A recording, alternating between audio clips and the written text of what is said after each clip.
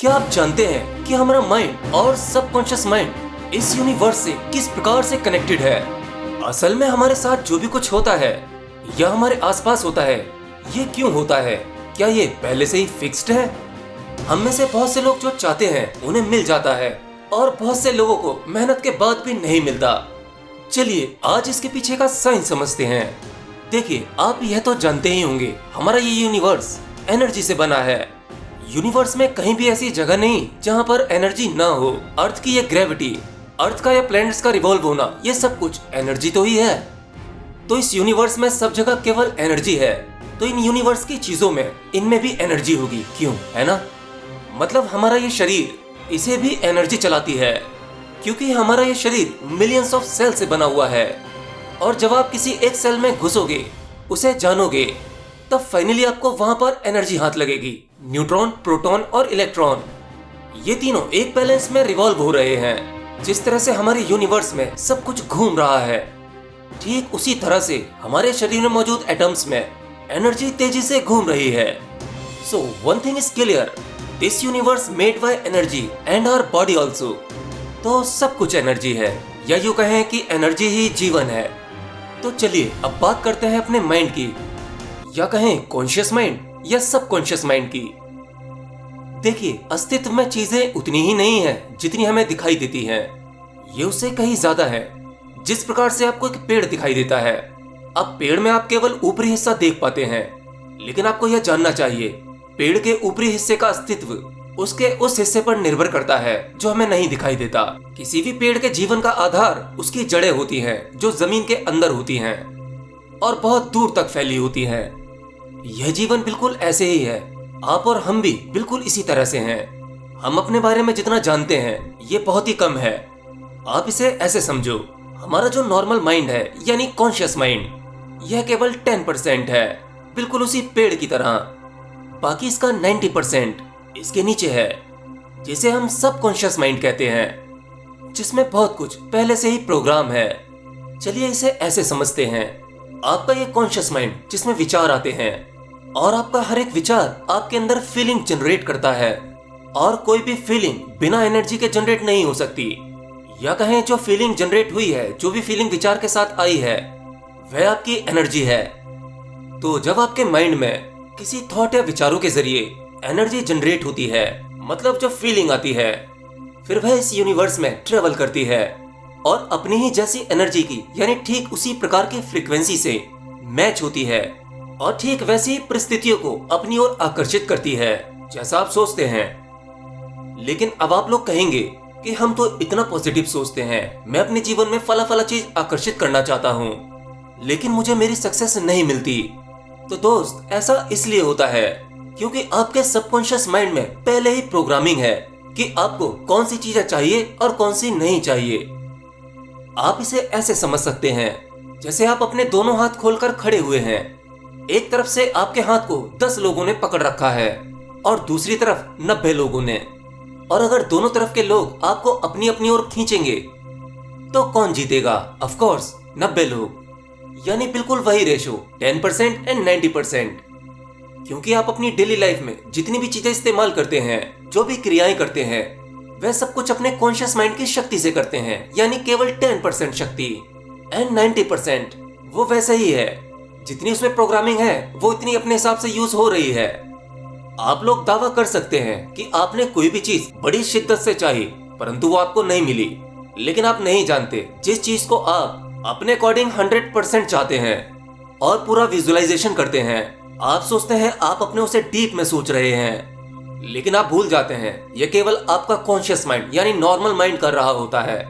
क्योंकि कहीं ना कहीं आप खुद भी अपने भीतर से जानते हैं कि आप नहीं कर सकते, आपसे नहीं होगा, आप इसके लिए कैपेबल नहीं हैं। बस आपकी ऊपर ऊपर से चाहत है उसे हासिल करने की, उसके बारे में बहुत ज्यादा सोच सकते हैं, हद से ज्यादा। लेकिन आपके भीतर आपका सबकॉन्शियस माइंड वह जानता है कि नहीं, ये आपसे नहीं होगा।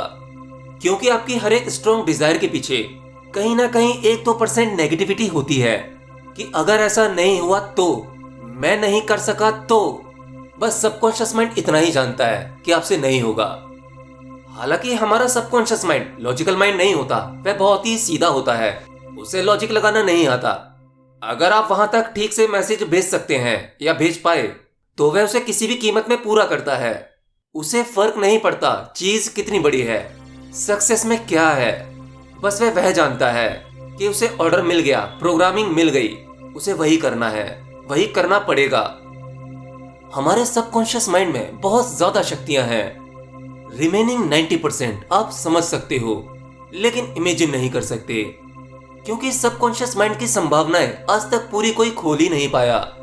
इनफैक्ट एक बुक है द बायोलॉजी ऑफ बिलीफ, यानी हमारी जो बिलीफ की शक्ति है वह हमारे सेल्स पर भी असर डालती है, आपकी बॉडी स्ट्रक्चर्स भी चेंज कर सकती है।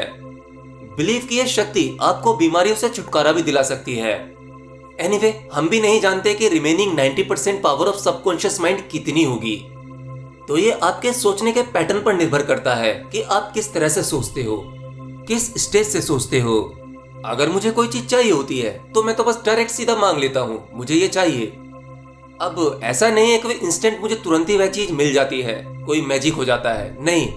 दरअसल मेरे आसपास ऐसी संभावनाएं, ऐसी पॉसिबिलिटीज हो जाती हैं जिसकी वजह से वह चीज मुझे मिल ही जाती है।